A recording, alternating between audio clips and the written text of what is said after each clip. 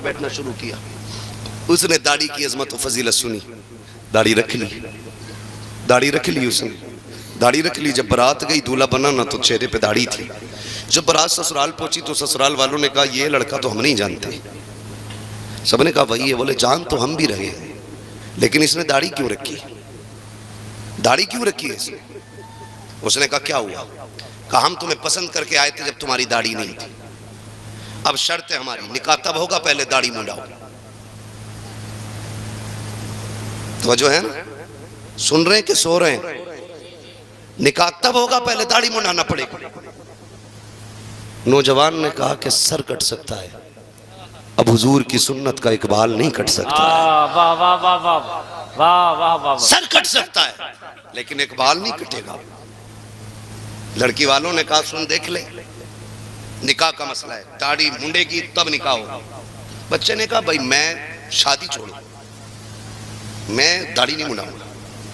لڑکے کے باپ نے کہا بیٹے عزت کا سوال ہے, برات لوٹ گئی تو معاشرے میں کسی کو منہ نہیں دکھا پاؤں گا, ایسا کر تو آج منڈا لے, نکاح ہو جائے پھر رکھ لینا.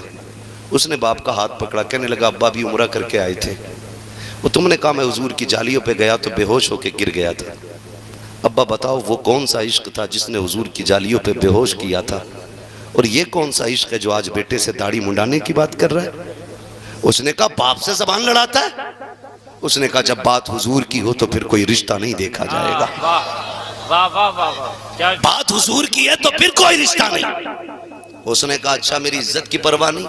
اس نے کہا میں تجھ سے زیادہ اپنے آقا کی عزت کرتا ہوں. اگر داڑھی منڈا دی تو تیری عزت رہ جائے گی, اور نہ منڈائی تو میرے آقا کی عزت رہ جائے گی. باپ نے کہا سن, اگر نہیں منڈا رہا نا تو میں تجھے جائیداد سے بے دخل کرتا ہوں. جو عیش ہے, عشرت ہے, جو بلڈنگ ہے, جو سارا بزنس ہے, آج سے ایک پائی پھوٹی پائی تجھے نہیں دوں گا اگر تو میری بات نہیں مانے گا. بچہ سوچتا رہا. کچھ دیر کے بعد نا اس نے کہا بتا کیا رائے ہے؟ وہ اٹھا اپنی جگہ سے, اٹھ کے وہاں گیا جہاں کچڑے کا ڈھیر تھا. جا کے اس نے سیرا اتارا اور کچڑے کے ڈھیر پہ پھینکا. اس نے کہا ابا تیری دولت تجھے مبارک ہو, میرے نبی کی سنت مجھے مبارک ہو. میں جا رہا ہوں اور آج کے بعد تیرے دروازے نہیں آؤں گا. یہ کہہ کے نوجوان نے باپ کی دولت اور نکاح ساری ٹکرا دیا لڑکی کو, چلا گیا. بڑے باپ کا بیٹا تھا, خوددار بھی تھا. 1 نہیں 2 نہیں 6 مہینے گزر گئے لیکن کسی کے آگے ہاتھ نہیں پھیلایا. مل جاتا تو شکر کر لیتا, نہ ملتا تو صبر کر لیتا. باپ نے دھکا دے کے نکال دیا. غربت نے اتنا پریشان کیا کہ ایک جوڑے کپڑے میں زندگی گزرتی رہی. موسم سردی کا آ گیا, پھر گرمی تو کٹ گئی نا ایک کپڑے میں, لیکن سردی تو نہیں کٹ سکتی تھی. ایک دن ٹھنڈ کڑاکے کی تھی. اس نے سوچا کہاں جا کے لیٹوں. خیال آیا چلو مسجد میں چلتے ہیں اور کسی صف میں لپٹ کے بیٹھ جاتے ہیں. یہ جا کے ایک صف میں لپٹ کے بیٹھا. رات کا سناٹا, ٹھنڈی کڑاکے کی پڑ رہی تھی. جا کے کونے میں صف میں سمٹ کے نا اور بیٹھ گیا. ایک صف میں سمٹ کے بیٹھ گیا. اس محلے کا جو سب سے امیر بندہ تھا بستر پہ لیٹا تھا, اس کے خواب میں حضور تشریف لے آتے ہیں. کہتے ہیں تو لیٹا ہے اور میرا غلام تیری مسجد میں سردی سے ٹھٹر رہا ہے.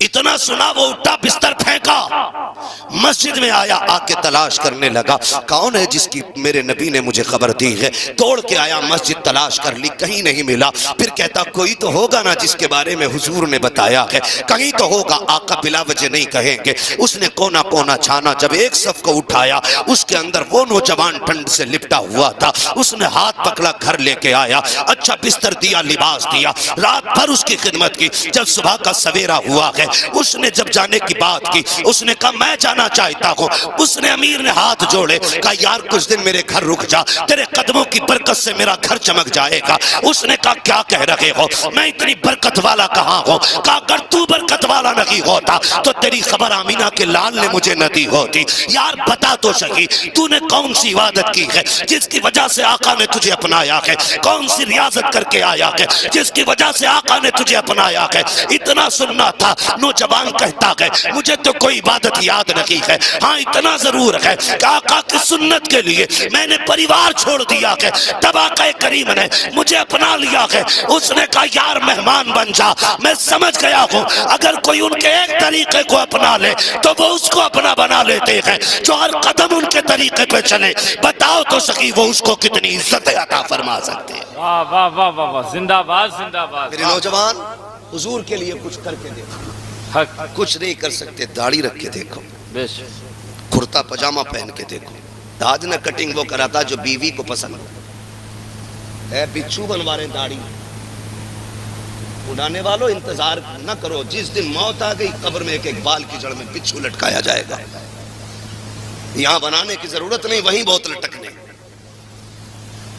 قبر دہشت کا گھر ہے، اور نیک بندے کے لیے خدا کی قسم جنت کی کیاری ہے قبر، صرف جو حضور کے سچے غلام ہوں گے قبر ان کے لیے آرام کی جگہ ہے، ورنہ اگر رب ناراض ہے تو مشکل ہے، مشکل ہے۔ وہ کہا تھا لحد میں عشق رخ شہ کا داغ لے کے چلے، اندھیری رات سنی تھی چراغ لے کے چلے، تیرے غلاموں کا نقش قدم ہے راہ خدا، وہ کیا بھٹک سکے جو یہ سراغ لے کے چلے۔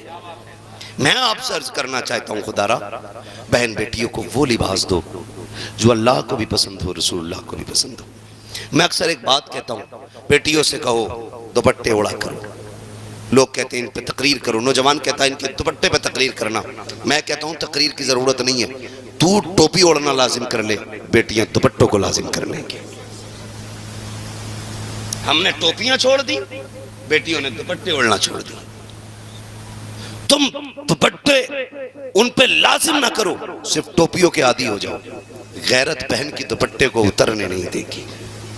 جب ہمارے سروں پہ ٹوپیاں نہیں تو کس منہ سے کہیں گے دوپٹہ اوڑھو؟ اس لیے لازم ہے ہم سب پہ، صرف نماز کے لیے نہیں، ہمیں ہر وقت سر پہ ٹوپی رکھنی چاہیے، یہ ہمارے حضور کا دیا ہوا طریقہ ہے۔ کریں گے انشاءاللہ، سارے وعدہ کریں انشاءاللہ۔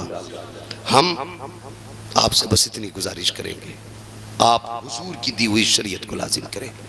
بہن بیٹیوں سے گزارش ہے کبھی سر سے دوپٹہ اترنے لگے حضور کی قربانی یاد کرنا، ورنہ یاد رکھ قیامت میں جب نفسی کا عالم ہوگا نا، سیدہ زینب نے کلائی پکڑ کے پوچھ لیا، سن میرے بھائی کی لاش پہ گھوڑے دوڑ رہے تھے، میں نے تب دوپٹہ نہیں چھوڑا، تو نے بھائی کے چہرے پہ دوپٹہ گلے سے بھی اتار دیا تھا، کوئی جواب ہوگا؟